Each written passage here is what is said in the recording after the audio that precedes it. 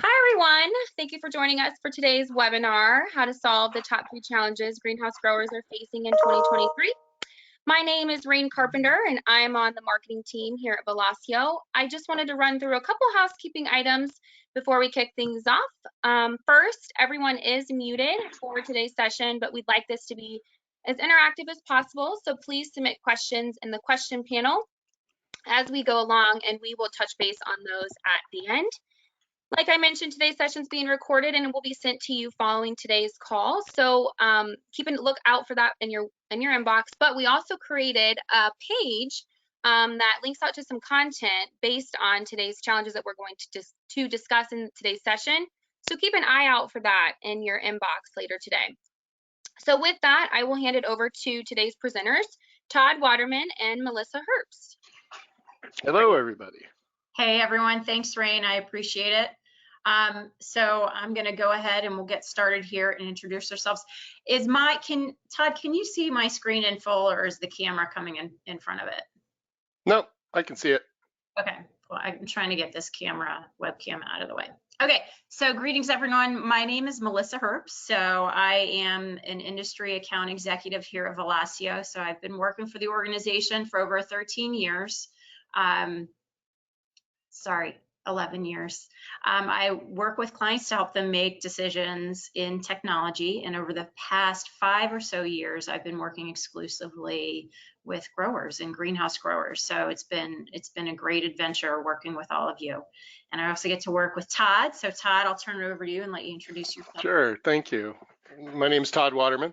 I'm a pre-sales solution engineer for Velosio. What is that? So basically, I gather information and do the demonstrations and, really figure out what's the best fit for our incoming prospects and clients. And I spent 18 years in the industry working for a propagator out in California. And so I'm kind of have a lot of random information from my career there and in technology. And so we're really looking forward to talking with you today. Awesome. Thanks, Todd. With that, I'm going to flip off my camera so we go through these slides here. And I think I'm doing the same, maybe. I don't know if I can figure out the right button to push. Okay, here we go. So this is what we have in store for all of you fine folks today. So we're going to talk a little bit about MANTS. We just got back from MANTS, which is great. So we'll do a quick MANTS recap, talk about some of the 2023 trends that we heard while we're there. And then we'll roll into the main content of our presentation today, which is really discussing the top 3 challenges that greenhouse growers are facing and how technology can help in some of these areas. So, and then at the end, we're excited to share some of our upcoming webinars for the first half. We'll be communicating further on those, and then certainly we'll close out the day. So that's what we have in store. So buckle up, and here we go. So let's start with MANTS. So MANTS in Baltimore. Who doesn't love being in Baltimore in January? But it is it's awesome. TPIE may have a better gig there, but great way to kick off the growing year. And I will tell you what, this year was, I think, fantastic. It was very well attended. I heard we were setting record numbers. The mood was really upbeat and positive.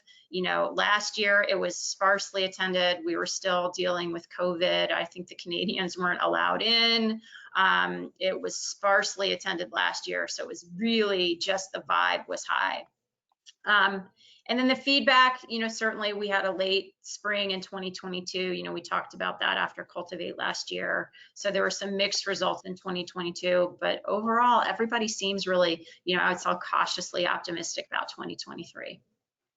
Yeah, I think so too. It was really, it's been a few years since COVID, and I know last year was kind of a bust because of the weather, and again, kind of COVID was putting a damper on it, but I just love seeing everybody, and I think MANTS is such a networking show. It's a little bit smaller than Cultivate, not any real big introductions in that there, but I think the networking is priceless there, and just to see the smile on everybody's face. Like you said, there's a kind of a late start to spring, so it's tough selling live products, as we all know, because it depends so much on the weather. But really, what I got from everybody as far as this last year, 2022, is everybody was about flat or maybe a little bit down, 1-2%. But that's a great number, because of the 2 booming years that we had. With COVID was a real shot in the arm for the industry, one of the only good things that came out of COVID. But anyway, so the fact that we're holding that, I think is really positive. Yeah, big deal, big deal. But And everybody is cautiously optimistic. Everybody's kind of sitting and waiting. I think nobody's really pulling back real hard, but as we know with the economy and everything going on, everybody is cautious, but definitely optimistic. Thanks, Todd. Well, and for us specifically, Mance was fun because this was the first show of the year for us, representing, ourselves and our new offering in SilverLeaf for horticulture. We had the same booth, a lot more traffic this year certainly than last year. And we were really excited to, share our continued investment in the industry and our continued work. So, looking to help people master horticulture operations with the Microsoft Dynamics technology, with us as your trusted partner in digital transformation. So certainly, what we got to represent is our offering, which extends Microsoft Dynamics to functionality specific for the hort industry, for production, operations, sales, supply chain, and finance. So that was a lot of fun. We're excited. We've done a lot of work, being in the industry for over the past year. We see common problems that we're solving time and again. So instead of continuing to solve them and, writing customizations each time, we're really bringing some of those customizations that we've seen time and again into standard product and best practices. But these are a few snapshots of us in our booth. It was exciting setting it up. We had a fun contest. So we had keys out and there was a winner each day where if you had the winning key, it unlocked a prize and we connected you with a prize catalog. So you actually got to pick your own prize worth $250. So that certainly kept us in the booth engaged. And, First Juice Services, Neptune's Harvest, and English Gardens were our winners. And then for those of you who registered for the webinar from Mance, we're doing another drawing after today's webinar as well. Ooh, fancy. Isn't that fun? All right, and then so Todd, I think we're going to talk about some 2023 trends that we definitely heard about while we were at Mance. Yeah, definitely. I think really I mentioned this I think earlier a little bit, but the new quote unquote COVID gardeners, all those, I think there was up to 5 million or something new gardeners over the last few years. COVID really, like I said, was a shot in the arm for the industry. And those are still holding. As I said, people's numbers were about flat last year. So, all these new gardeners are just as concerned about costs and everything as the rest of us, but it appears they're still into gardening and that's, that's huge for us, right? The housing market is, definitely slowed way down to a crawl right now, but that's not going to last forever. And I think the fact that we're still holding, these at least flat over the last, 2 years is really promising. And one of the things that I really heard so much about too is e-commerce growth. Selling plants online. That was another thing, from COVID that.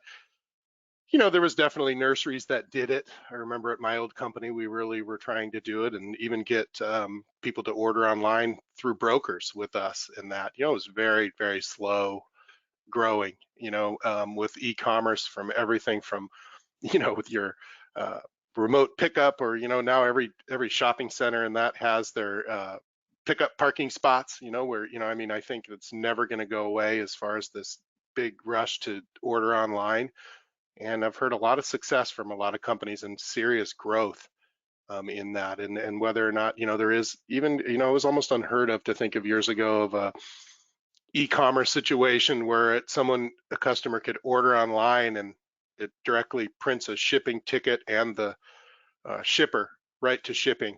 It's almost like a no touch order, meaning from customer service, and that it goes right to shipping and they ship it out. Now, granted, you're having to work on your operation a little bit. We're all used to sending truckloads and, much larger shipments than onesie twosies from customers, but people are figuring it out. Some are using garden centers and that to really ship the product in that, but I think that's going to be something that's continue to really take off. I'm Another definitely thing, seeing go that ahead. in a lot of my intake calls with new prospects. There's a lot of conversation around e-commerce. I think you have to do it, right? It's one of those things, if you're going to get left behind if you don't. I think they're moving so rapidly with technology and smartphones and everybody able to, order from their phone, and that, I just think of my mother actually orders plants online all the time, and that, people didn't even think to do that, even 6 years ago. Customer experience, that was another, and that's a big focus of the industry. Now, I worked actually for a proven winner partner for that 18 years, and so I think they were really at the forefront of this whole branding and customer experience. But it seems like the whole industry is really focusing on that. Just a couple little tidbits I found in a Bloomberg survey, but customers are willing to pay a 13% price premium just receiving a great customer experience. Yeah. And customers that rate companies with a high customer experience score spend 140% more and stay loyal for up to 6 years.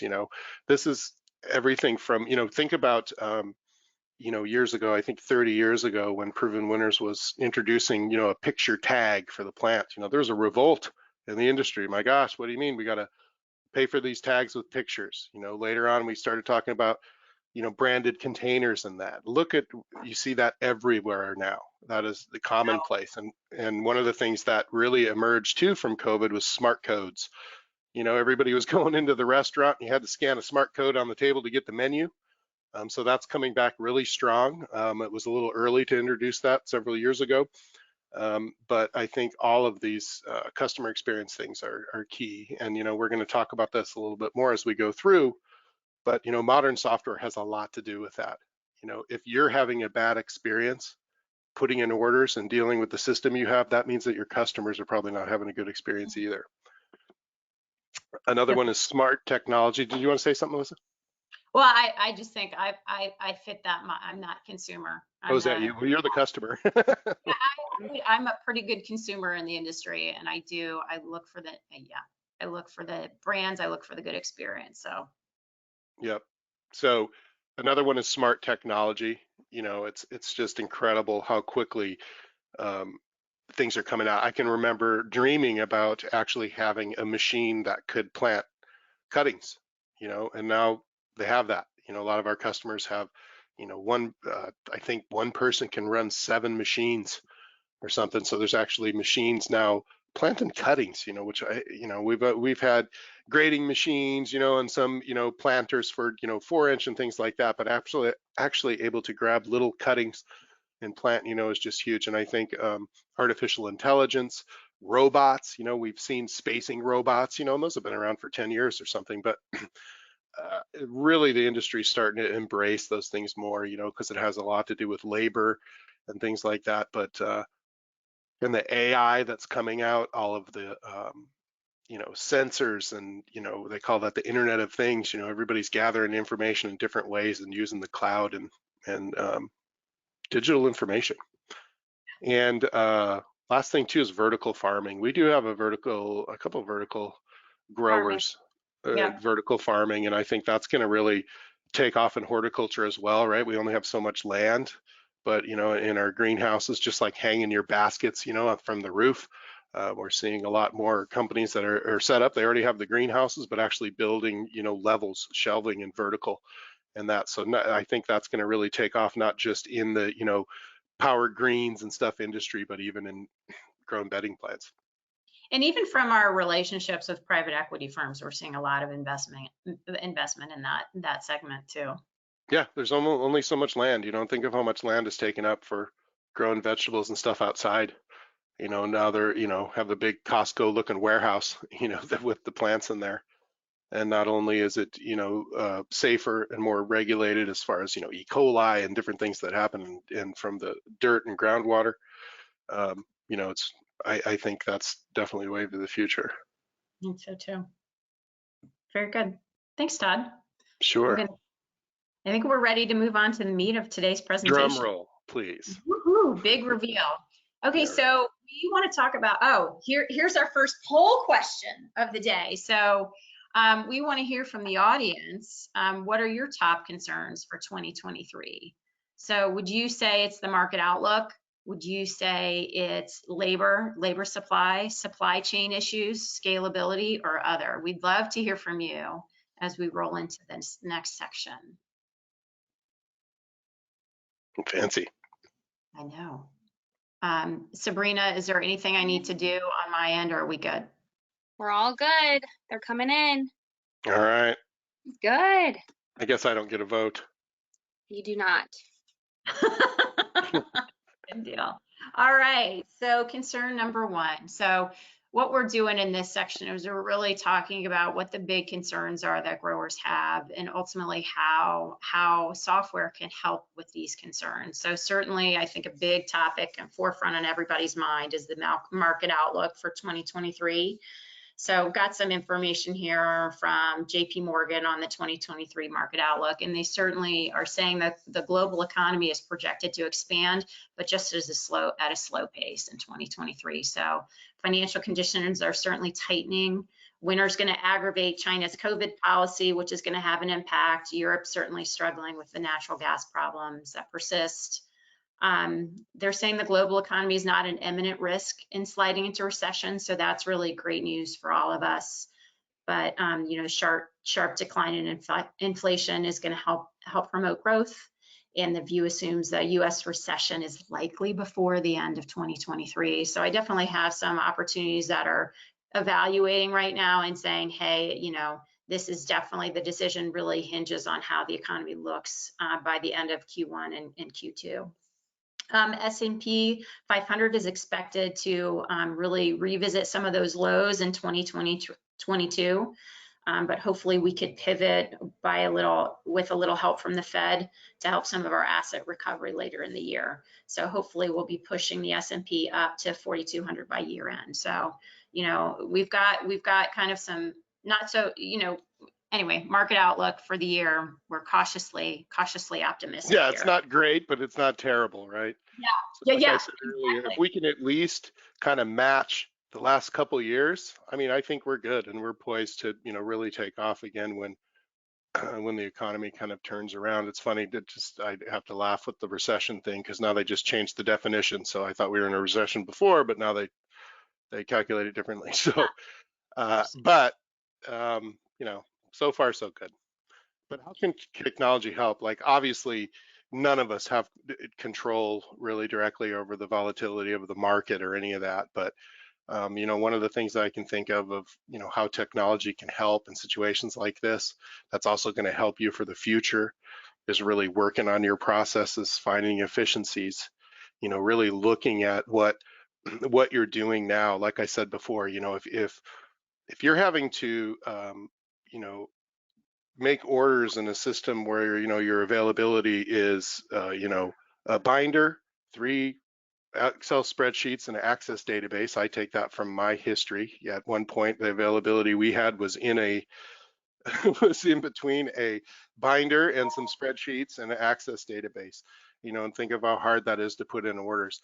Think of all the different things around your company, because if the orders are put in a system like that where you're having for the grades of the plants and everything to put notes everywhere and all that, think of how much harder it is outside.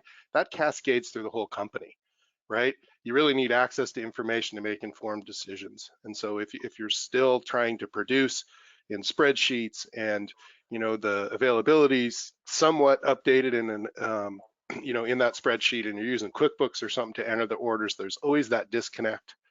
I can remember taking 3 days to get back to somebody about whether or not something was available. And I think in this day and age, and especially with the technology and what customers are used to, you're gonna lose customers over that. Really more important than ever to understand your costs and margins. Do you have a system that can really capture that information? And also, is it easy enough to keep up and get that information in there? How is your availability? Do you need to know really what's long, what's short, cash flow, prioritizing paying bills? Modern systems can really help really organize and prioritize these things, workflows and that, to really tighten things up and really close, stop the bleeding. And that's really in so many of our processes throughout the whole supply chain internally. A lot of people are diversifying their suppliers. I mean, sometimes you don't have any choice over that. I was reading a nice article about Walmart really is sourcing so much. They're trying to source from the United States first, so they're actually paying higher fees, Yeah. but to get it because of everything that happened in the supply chain. We're all suffering from that. I have seen some of our clients do that too, especially like even with ceramics, instead of going overseas looking for diverse supplies, locally, more local than overseas. Yeah, and so much of the cuttings come from offshore.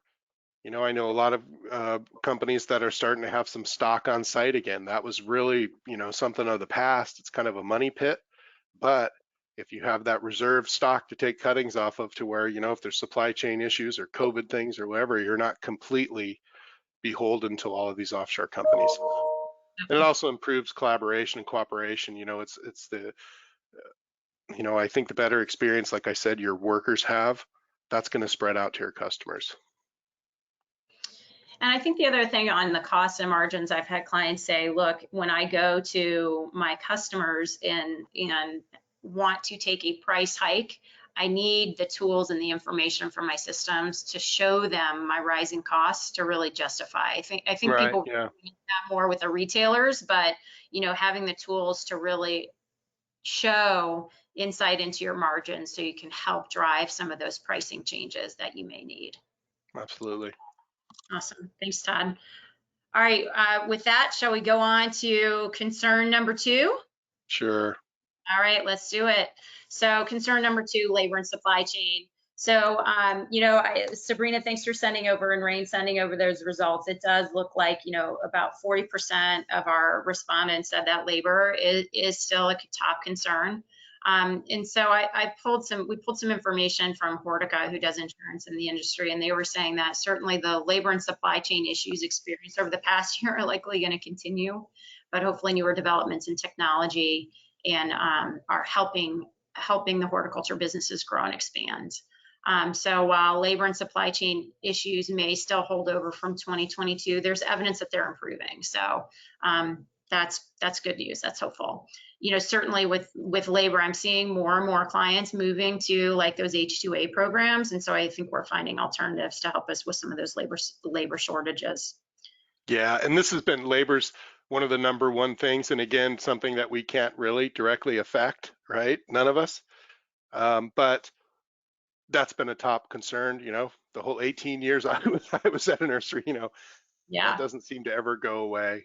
But, Yep. I think that more local sourcing, like I said, everybody's been trying to react for the last, what has it been, 2.5 years or something. So things obviously are slowly getting better, and China's open now, but like you said earlier, Melissa, who knows if that's going to shut down if COVID breaks out again, but we're always going to feel the ripple effect of that. But Yep. how technology can help with that? Again, I kind of said this before, but it still comes down to a modern platform. Microsoft's even whole marketing pitch is really do more with less, right? We're a Microsoft shop.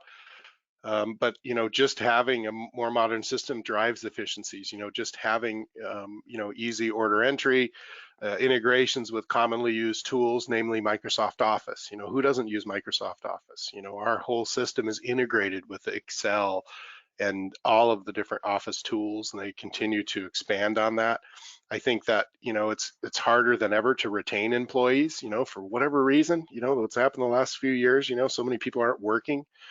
And so when they come in and then you have all these disparate systems and it takes you so long to train a customer service person, I know we're always thinking about the labor outside and that, but what about the labor inside, and what can we save internally in our processes? It always amazes me of what we're really willing to put up with, right? But I think the training is that much easier, and employee retention, just having a modern system alone. Everybody's used to using the computer. Everybody's coming out of elementary school. It's ingrained in them. My kids, there was iPads already when they were born, right? So I think really getting yourself up to a modern platform is really going to be key in that. Also, the smart technology. Any of that automation. planting machines. There's a picture right here of one of those liner cutting planters that are so widely used in the industry now. Robotics is really, people are getting into it. I mean, like I said, I've seen spacing robots and that, but this is exploding, just really in every industry. And I think the horticulture industry really this is one of the trends we spotted too, as people are really thinking about this. Artificial intelligence, I mean, even the entire supply chain is starting to use AI to do modeling and that, and to figure out best practices and stuff, which is exciting and kind of scary at the same time, this whole artificial intelligence thing for me. Exactly. But it's not going anywhere, and it's going to be part of everything. And so it's important that no matter how big you are, you're small, big, that really you are in a system that definitely can take advantage of this technology that keeps progressing. I've mentioned this earlier, but also, another thing that can help you is that e-commerce growth, right? There's low operational cost. It's a far-reaching, detailed product information, meaning, it's more like your website, to where it's not just a inventory sheet with the names and stuff, but the fast sales process, right? Like those no-touch orders, or someone puts in an order and it goes directly to your shipping department. I love shopping e-commerce. So maybe go to the store. All right, what's next one? All right, are we ready for concern number 3? Yeah. All right, let's do it. So top of mind for a lot of folks, I think it actually came in at 20% on today's poll, but scalability. So certainly, we've seen evidence of managing unplanned events, COVID, supply chain shortages. We saw increases in product demand, which was great. We saw decreases because of COVID in labor, which in supply chain shortages was stressful for a lot of organizations. So scalability is definitely on the top of a lot of folks' minds. And we did a little research, and GME had said it was predicting what the horticulture market would look like, and it had predicted that the global horticulture market is estimated to be 20.7 billion in 2021, and is projected to reach 40 billion by 2026. So I hope that's true. That comes true, right? Oh my gosh, that's so exciting. I mean, that's doubling globally. So that's a really good sign for the industry. And I think if we look at the US, Business Wire had said greenhouses in the US in 2022 was estimated to grow nearly 8.4 million, and is expected to grow more than 11 million by 2027. So that looks great. That's a great indicator for US that we are expecting growth in the industry. And so how can you as a business scale? How can you grow without having to ultimately add a ton of headcount? Yep. We talk a little bit about how technology can help there. Yeah, it really, COVID is such the perfect example of scalability. If y'all remember, all of a sudden everybody had to work at home, right? And so, I know so many people in the industry and or companies in the industry that were dealing with, the on-premise servers.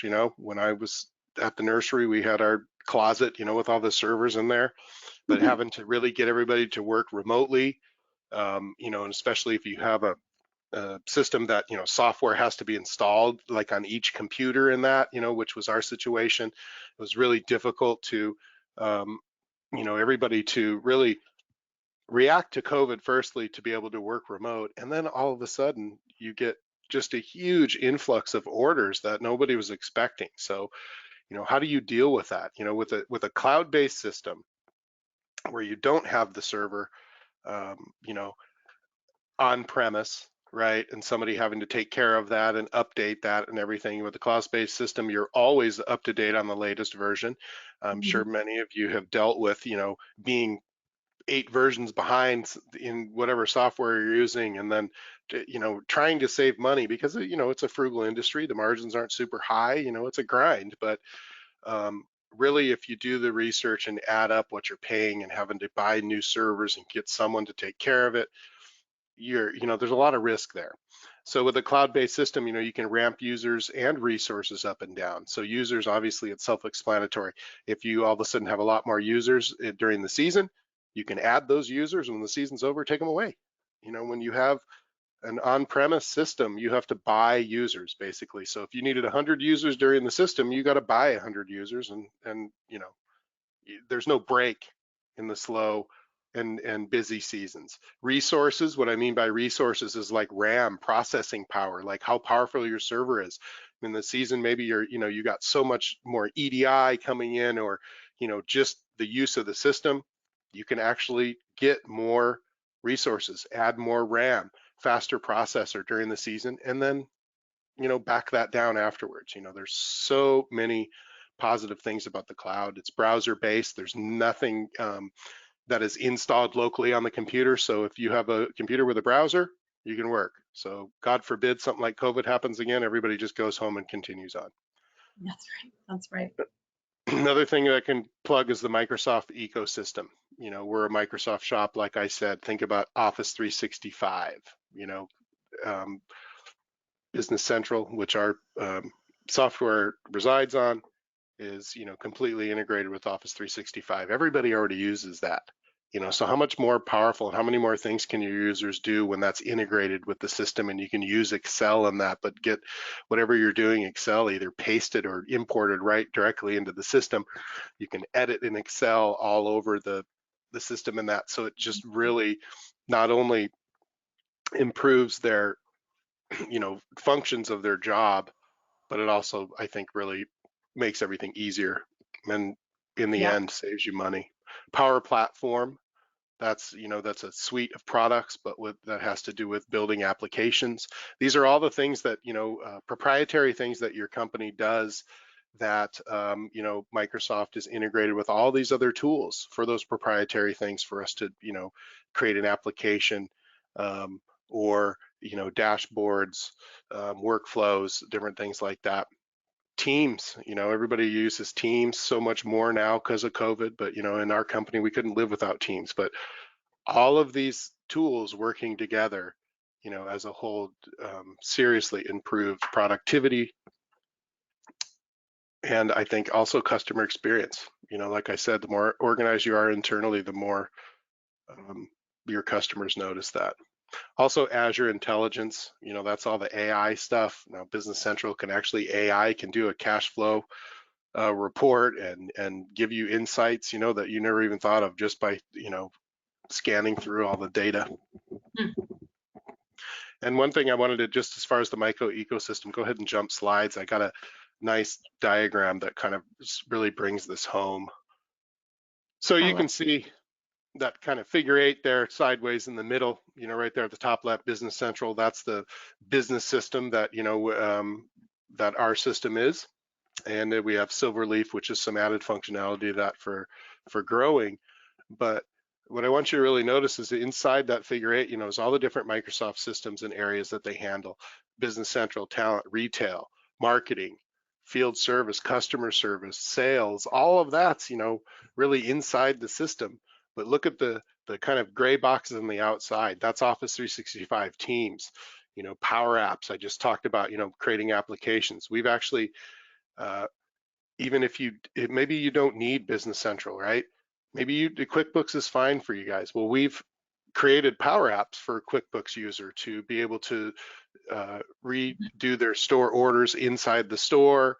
We push orders from the app inside QuickBooks and stuff. We have a practice devoted to this Power Apps and Power Automate, Power BI. So it's not like you have to buy an entire ERP system to use these tools. But if you do, all of it's integrated. So that's to talk about scalability. I mean, there's endless scalability here, because like I said, when you're in the cloud, as far as increasing your throughput of your servers and processors and that, but also when it comes down to, hey, we need an app to deal with our trials, our trial gardens or something. We've done all sorts of little one-off apps that what really Microsoft's doing with this Power Platform is making it, it's much faster and easy. It's like called low to no code, meaning it's much more rapid creation of the apps, because it's not like someone's literally a programmer and typing code. It's more accessible to, you know, Excel power users, and that we have a whole practice devoted to it. But again, all of the integrations with all of these other tools and the things they can add on top of, you know, the other Microsoft tools is really unmatched, I think, throughout every industry. We got Azure Intelligence, machine learning, the IoT hub, you know, that's a Internet of Things, you know, where you can have sensors in your soil and that are reporting back, you know, digitally and stuff, you know, all of that, that's really getting really big in outdoor, you know, big agriculture.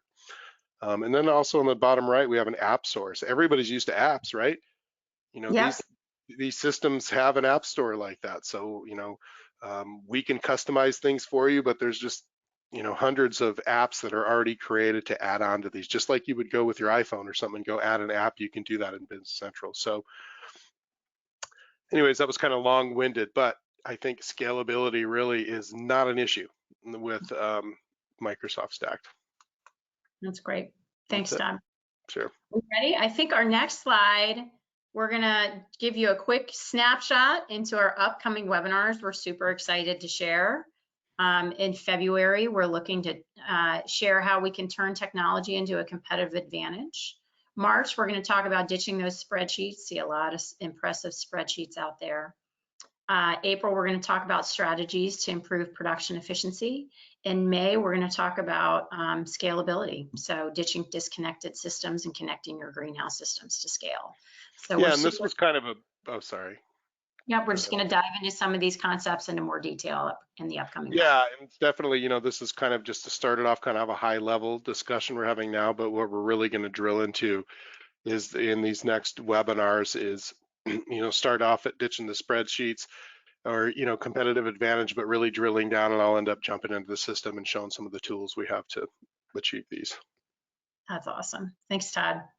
So with that, Rain, do we have any questions out there? We do. We've had a couple come in. The first question from Jim: we are a small growing operation. All of this technology seems too big for our little nursery. What suggestions do you have for smaller companies? That's a really good question.